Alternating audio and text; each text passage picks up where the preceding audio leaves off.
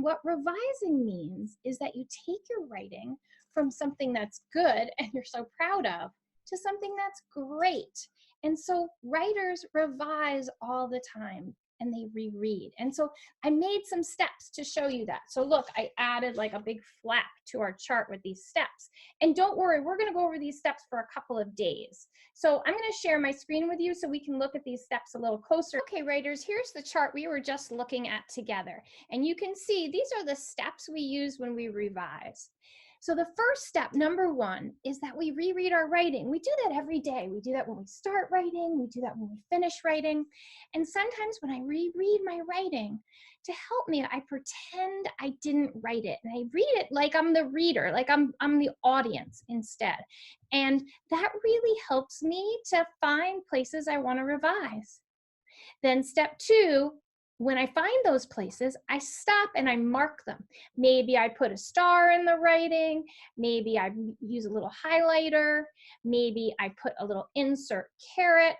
Or if I'm on the computer, I might even just change the color, the font to red right there so I know. And step three, then I have to decide as a writer what I want to do to revise. I can add more to my writing, I can change my writing, or I can cut things out of my writing. And then step four is once I make my revisions, I reread it again and I think, how does this sound to my reader?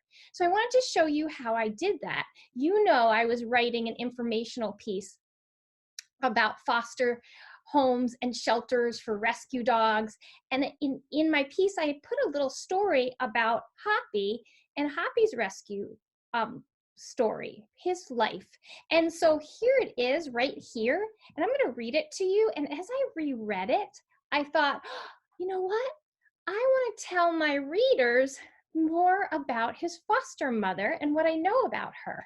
And so I don't know so much about her, but I know a couple of things, and I wanted to add that to my story. So I reread it, I found that spot, and I added it. So listen to what I did. So I'm gonna read this part to you right here, and then on the next slide, you're gonna see how I revised it.